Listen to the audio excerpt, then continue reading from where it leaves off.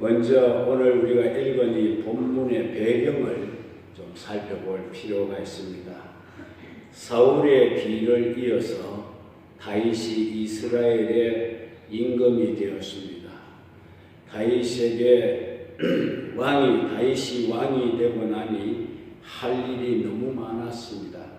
그 가운데 가장 급선무는 사울왕 때에 블레셋 사람들에게 빼앗겼던 영토를 다시 회복하는 일이었습니다. 그래서 다윗은 군사를 이끌고 진두지휘하여 블레셋과 전쟁을 하였습니다. 블레셋 사람들은 다윗의 고향인 베들레헴을 그 당시에 점령을 하고 있었습니다. 다윗은 베들레헴을 회복하기 위해서 군사를 이끌고 블레셋과 지금 전쟁 중에 있습니다. 다윗은 전쟁을 진두에서 지휘를 했기 때문에 무척 목이 말랐습니다. 때는 곡식을 벨 때였습니다. 그때가 가장 또 더운 시기입니다. 더위가 기승을 부리고 있었습니다. 그러니 얼마나 그의 목이 타들어가고 갈증이 심했겠습니까? 그때 다윗의 머리에 떠오르는 것이 있었습니다. 그것은 자기 고향 땅 곧 베들레헴 성문 곁에 있는 우물물이었습니다. 다윗은 어릴 때부터 양을 치면서 자기가 직접 그 우물을 길러 자기도 마시고 자기가 치는 양무리에게도 물을 먹여주었던 그런 추억이 있는 그런 샘물입니다. 다윗은 그때의 시원한 그 샘의 물을 생각하게 되었습니다. 그런데 자기 고향 땅 베들레헴은 지금 적군 블레셋 사람의 손에 들어가 있었습니다. 이방인에게 고향 땅이 짓밟힘을 당하고 있었다는 말입니다. 다윗은 속이 상한 나머지 홀로 한식하는 가운데 이렇게 자신도 모르게 말을 했습니다. 15절에 보면 베들레헴 성문 곁 우물물을 누가 나로 마시게 할꼬 라고 혼잣말로 중얼거렸던 것 같습니다. 다윗은 누구를 지명해서 블레셋 우물을 길러 오라 이렇게 말하지 않았습니다. 그저 혼자 생각으로 혼잣말로 중얼거렸습니다. 그런데 그 다윗의 말을 곁에서 듣고 있던 세 용사가 있었는데 그 소리를 그들이 들은 것입니다. 그들은 왕이 얼마나 베들레헴 우물물을 마시고 싶으시면 저렇게 탄식을 하실까라고 생각하고 자발적으로 세 용사가 우물물을 길러오기 위해서 적진을 뚫고 기어이 그 우물을 길러왔습니다. 그들은 적군들과 좌충우돌 하며 싸우는 가운데 온몸이 피투성이가 되었습니다. 이 모습을 다윗이 바라보면서 그들이 길러온 베들레헴 우물물을 건네받기는 했지만 차마 그 물을 마실 수가 없었습니다. 그것은 물이라기보다는 오히려 그들의 피와 같은 것이었기 때문입니다. 그래서 다윗은 그 물을 자기가 마시지 아니하고 하나님께 그 물을 부어드렸다고 했습니다. 그리고 자기 때문에 사랑하는 부하들의 목숨이 위태로웠다는 것을 생각하면서 두 번 다시는 다윗은 그런 일을 신하에게 시키지 않겠다 이렇게 다짐했습니다. 그런 다윗의 모습을 보면서 백성들의 사기는 절로 높아질 수밖에 없었을 겁니다. 그들은 한마음이 되어서 가는 곳마다 큰 전쟁의 승리를 거두게 되었습니다. 그래서 이스라엘은 더욱 강성한 나라가 됩니다. 이것이 오늘 우리가 읽은 이 본문의 내용이 되겠습니다. 저는 오늘 또 본문의 말씀을 편의상 세 가지로 나누어 그들이 보여주었던 아름다운 마음, 또 생각하는 마음을 한번 살펴보고자 합니다. 사람은 사회적 동물이라고 하지 않습니까? 혼자서는 살 수가 없는 것이 바로 인간들의 사회입니다. 아담이 혼자 사는 것을 하나님이 좋지 않게 생각하셔서 그에게 돕는 배필을 창조하여 아담에게 데려다 주었다고 했습니다. 한문, 한자, 사람인자는 막대기 둘을 서로 기대어 놓은 것이 아닙니까? 사람은 혼자 살 수가 없고 혼자 바로 설 수가 없기 때문에 서로 기대어 살아라, 그런 뜻인 줄 압니다. 이렇게 우리는 서로 어우러져서 살아가야 할 존재들이라는 겁니다. 서로의 버팀목이 되어줄 때에 온전한 삶이 이루어지게 될 것입니다. 남편은 아내를 기대어 살고 아내는 남편을 기대어 살게 하신 것입니다. 또 서로를 기대어서 살아가게 한 겁니다. 그래서 기댈 때가 있는 것이 얼마나 큰 축복인지 모릅니다.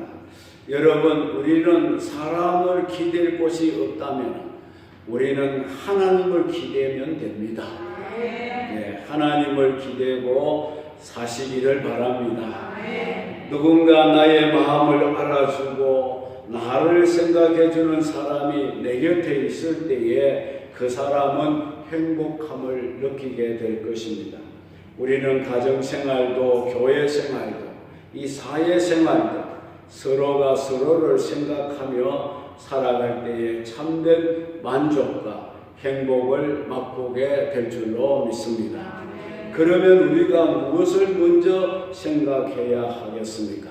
첫째는 나라를 생각하는 마음을 가지자는 것입니다. 베들레헴 성문 곁 우물물을 누가 나로 마시게 할꼬? 라고 했습니다.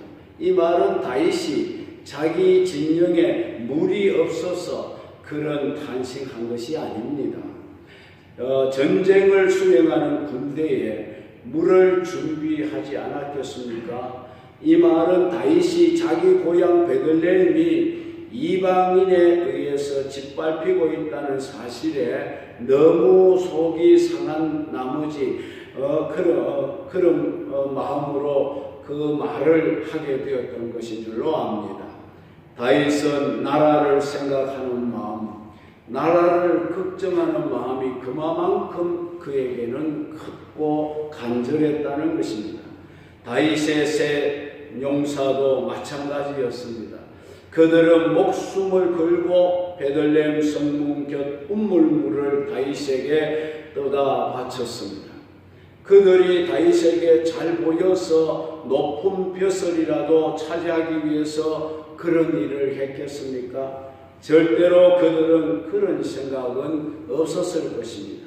다만 그들은 왕을 위하는 길이 나라를 위하는 길이라 생각을 했을 것입니다. 왕이 편해야 나라가 편하고 왕이 살아야 나라가 사니까 왕을 위하는 일, 곧 나라를 위하는 일이라고 생각을 하고 왕에게 그들은 충성을 다해 바치게 된 것인 줄로 믿습니다. 우리도 나 개인의 이익보다는 먼저 나라와 민족의 이익을 생각하는 그런 마음이 있어야 될 줄로 믿습니다. 1945년 8월 15일 하나님은 우리 대한민국에 광복을 허락해 주셨습니다. 그때 남한에는 이승만 대통령을 중심해서 정부 수립을 준비하고 있던 중입니다. 그러나 북한 땅에는 이미 공산 정권이 들어서 있었습니다. 이승만 박사는 정부 수립을 준비하면서 측근인 한 사람을 조용히 평양에 보냈습니다. 그러면서 그에게 말하기를 내가 해외에서 40년간 살아가는 동안에 조국 땅에서 우리 동포들이 일제치하에 고통당하고 있다는 소식을 듣고 밤에 제대로 잠을 이루지를 못했다고 했습니다. 그러나 평양 산정영교회 장로이신 고당 조만식 선생님이 우리 민족의 앞장을 서서 우리 동포들을 이끌고 일제와 맞붙어 싸웠다는 소식을 듣게 되었을 때에 내가 적잖게 위로를 받았습니다. 이제는 우리가 해방을 맞이해서 우리 힘으로 속히 이 정부를 수립해야 하니까 민족의 지도자이신 조만식 선생님을 서울로 모시고 오시오. 그러면서 한 사람을 평양으로 보냈습니다. 우리가 함께 힘을 합쳐서 일을 해야 하지 않겠소라고 했습니다. 이성만 박사의 보냄을 받은 사람이 평양에 있는 조만식 장로님을 찾아가 그를 은밀히 만나 서울로 모시려고 할 때에 고당 조만식 선생님은 이렇게 말씀했습니다. 내가 필요를 해서 나를 데리러 여기까지 와준 것에 대단히 감사하게 생각합니다. 그러나 지금 북녘 땅에는 공산 정권 하에서 신음하고 있는 내 동포가 1천만 명이 살고 있습니다. 어떻게 그들을 내가 버리고 나 혼자 편하게 살겠다고 서울로 내려갈 수가 있겠습니까? 나는 갈 수 없습니다. 그리고 또 내가 여기에 남아 있어야 저 공산당들이 자기들 마음대로 하지를 못할 겁니다. 결국 고당은 서울로 내려가지를 아니했습니다. 그 뒤로도 수많은 사람들이 서울로 모셔오려고 애쓰고 노력했지만은 결국 그는 서울에 오지 아니했습니다. 조만식 선생은 자기를 먼저 생각하지 아니하고 나라와 민족을 먼저 생각하였기 때문입니다. 드디어 6.25 동란이 터졌습니다. 계속해서 밀리기만 하던 국군이 북진을 하기 시작했습니다. 평양을 탈환했을 때에 인민군이 평양을 철수하면서 평소에 자기들의 눈에 가시 같은 조만식 선생을 학살하고 평양을 떠났습니다.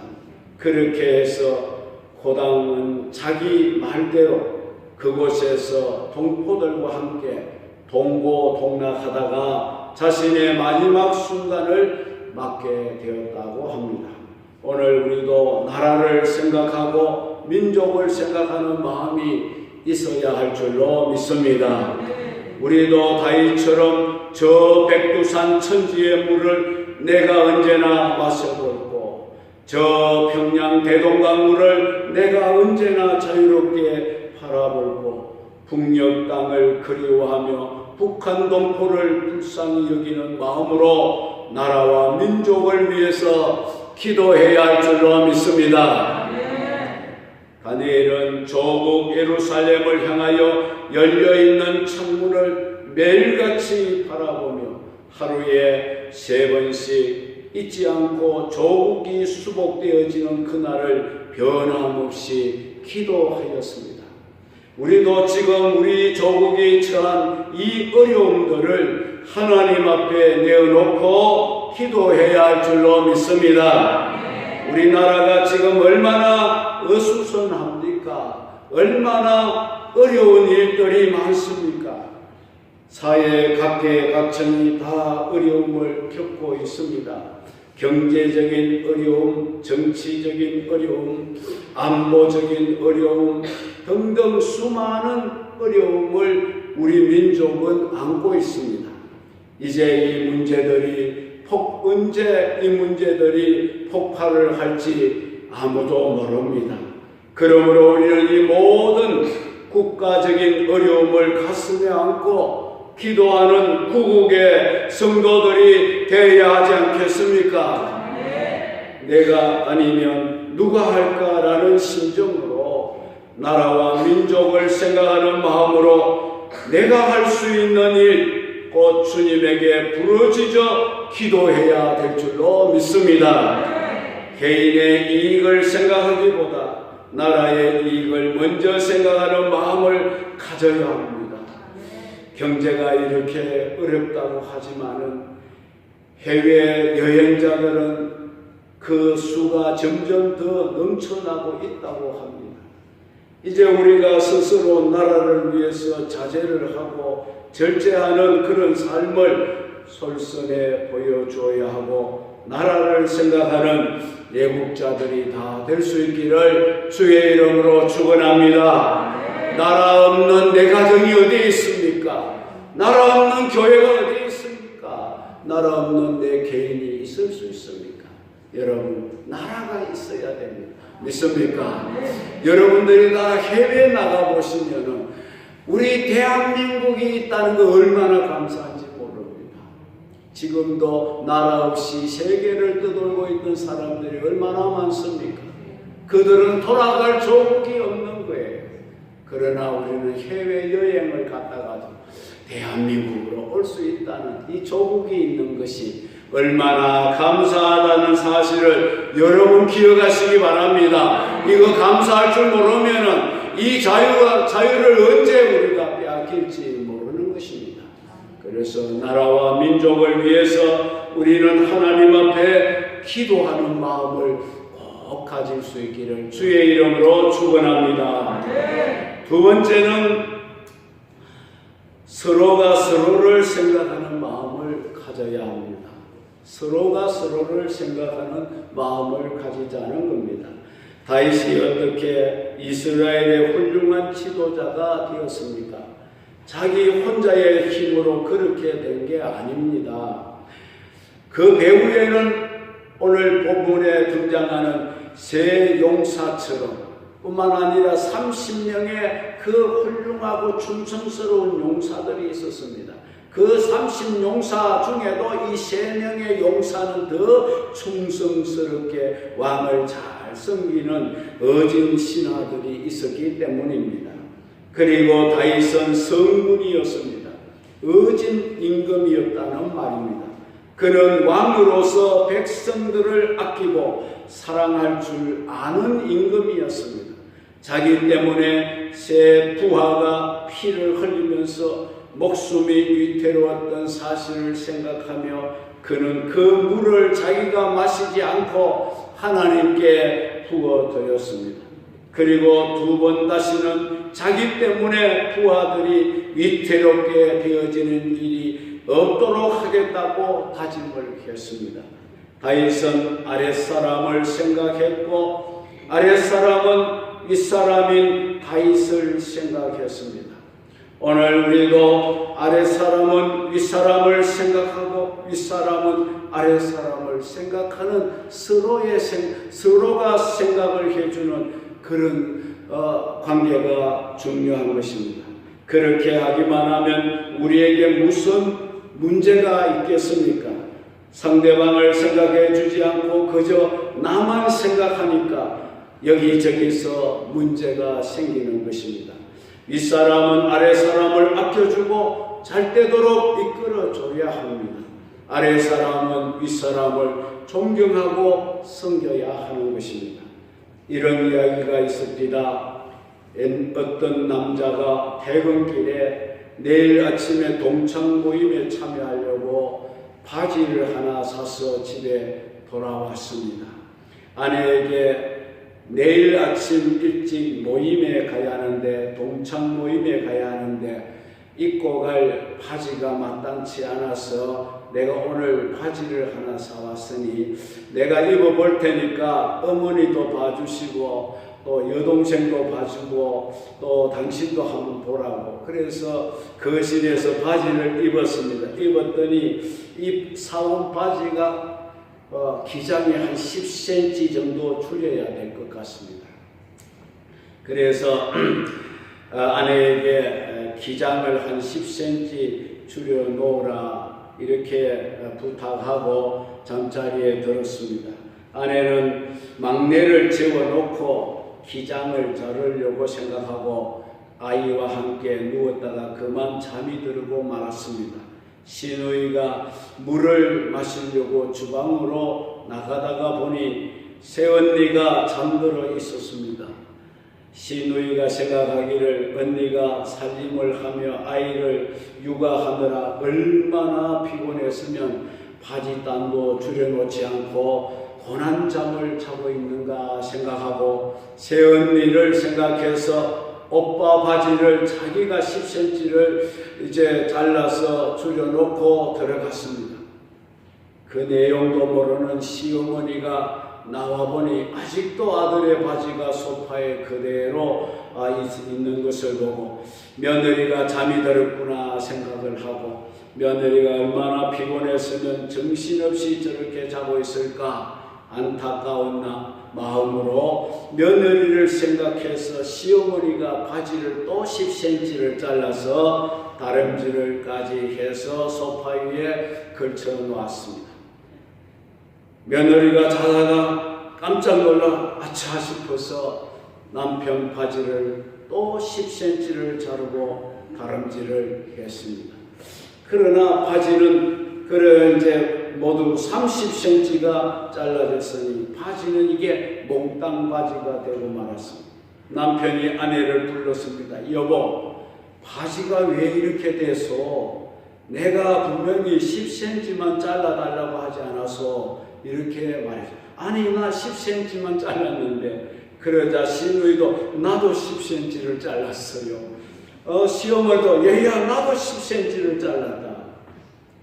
그러다 보니까 30cm를 잘랐어요.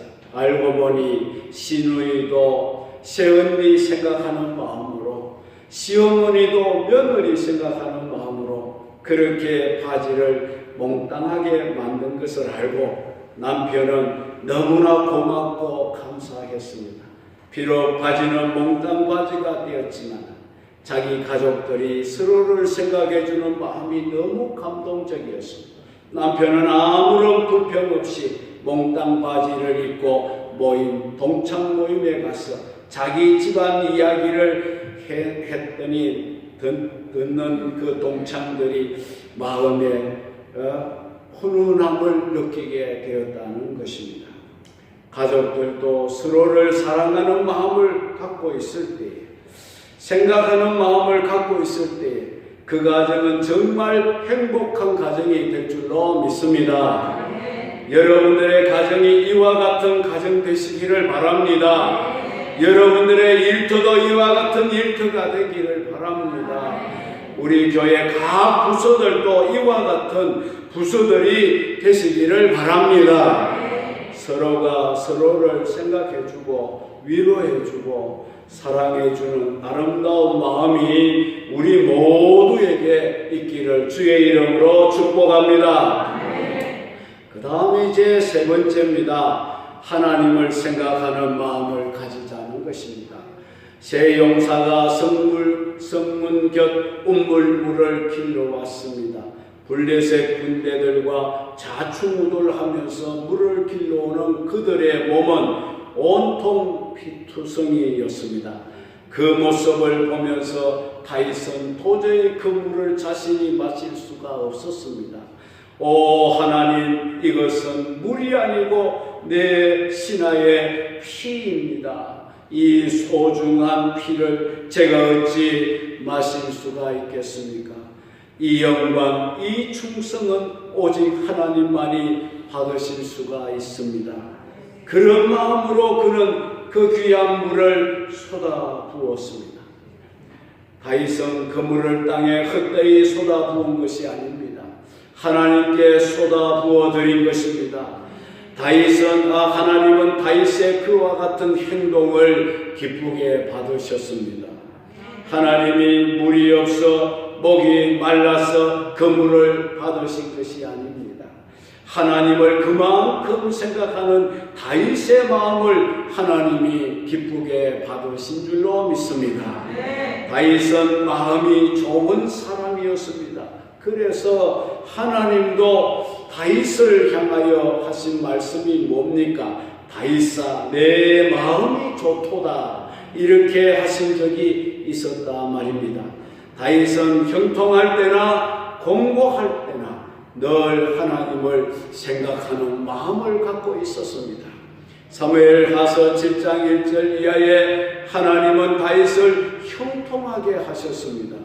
모든 대적을 다 물리쳐 주었습니다. 사방을 돌아봐도 적이 없었습니다. 모든 주변의 국가들이 다윗 왕국에 조공을 바쳤습니다. 그래서 다윗은 자기 궁에서 평안히 거하게 되었습니다. 그때 다윗이 누구를 생각했습니까? 오 하나님, 저는 하나님의 은혜로 이렇게 잘 지은 백향목 궁에, 좋은 이 궁에 편안히 거하고 있습니다.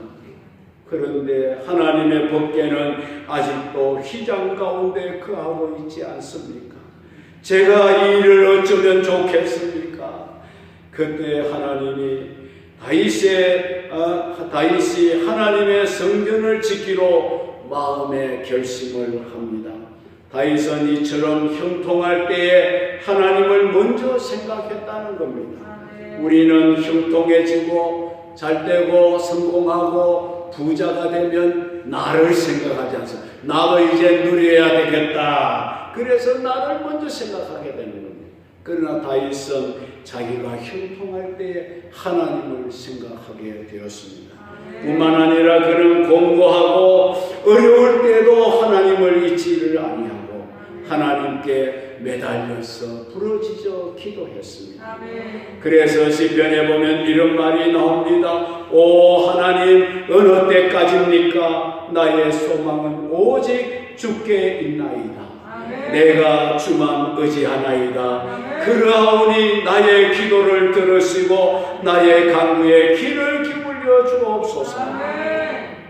다윗은 형통할 때도 하나님을 생각하였고 공고할 때에도 하나님을 생각했습니다. 사랑하는 성도 여러분, 오늘 우리도 하나님께 부어드려야 할 우리의 가장 귀중한 물이 무엇이 있습니까? 다윗처럼 하나님께 그 물을 미련 없이 부어드릴 수 있기를 바랍니다. 하나님께서 그 물을 기쁘시게 받으실 겁니다. 그리고 하나님은 우리의 삶을 형통하게 해주실 줄로 믿습니다. 내가 하나님께 충성을 해야 합니까? 하나님이 나에게 충성을 해야 합니까? 내가 하나님을 충성해야 된다고 생각합니다. 그런 줄 알면서도 우리의 삶은 그렇지 못할 때가 많다는 겁니다. 나는 하나님께 헌신하지 못하고 하나님께 귀중한 것을 부어드리지도 못하면서도 하나님은 내 모든 것을 아시고 충성스럽게 내가 써야 할 모든 것을 공급해 주셔야 된다는 것처럼 우리가 되는 것처럼 우리가 생각할 때가 너무 많습니다. 그것은 분명하게 잘못된 것이라고 생각합니다. 내가 하나님께 충성하고 내가 하나님께 영광을 돌려야 되는 것입니다. 그럴 때 하나님은 우리를 기뻐하시면서 우리의 모든 삶을 책임져 주시고 형통하게 해 주실 줄로 믿습니다. 예수님은 우리에게 말씀하셨습니다. 너희는 세상의 빛이 되라고 말씀하셨습니다. 또 너희는 세상의 소금이 되라고 말씀하셨습니다. 우리의 작은 빛이 큰 어두움을 물리쳐야 합니다. 작은 소금이 큰 부패를 방지해야 합니다. 우리도 일어나 빛을 발할 수 있기를 바랍니다. 나라를 생각하는 마음을 가집시다. 서로가 서로를 생각해 주는 마음을 가집시다. 하나님을 생각하는 마음으로 우리가 자리에서 일어나 빛을 발하는 그런 삶을 살아갈 수 있기를 바랍니다. 그래서 우리 주변에 있는 모든 어려움, 모든 어두움을 물리치고 우리로 하여금 우리 주변의 사회가, 우리 주변의 교회가, 우리 주변의 가정이, 우리 주변에 있는 모든 것들이 밝아지고 더 아름다운 그런 사회로 바꾸어 갈 수 있는 여러분들의 삶이 되시기를 바랍니다. 다시 한번 당부드립니다. 우리는 생각하는 마음을 가집시다. 하나님을 생각하고 서로를 생각하고 나보다 나를 생각하기 전에 상대를 더 생각하고 배려하는 마음을 가집시다. 그렇게 될 때에 하나님께서는 우리를 생각해 주실 겁니다. 하나님이 우리를 생각해 주시면 우리의 모든 삶은 이제 완전히 해결될 줄로 믿습니다. 오늘 또 하나님이 나를 내려다 보실 때 내가 저를 생각해 줘야 되겠다. 하나님이 나를 생각해 주실 수 있도록 우리도 늘 생각하는 마음을 가지고 살아가시기를 주의 이름으로 축원합니다.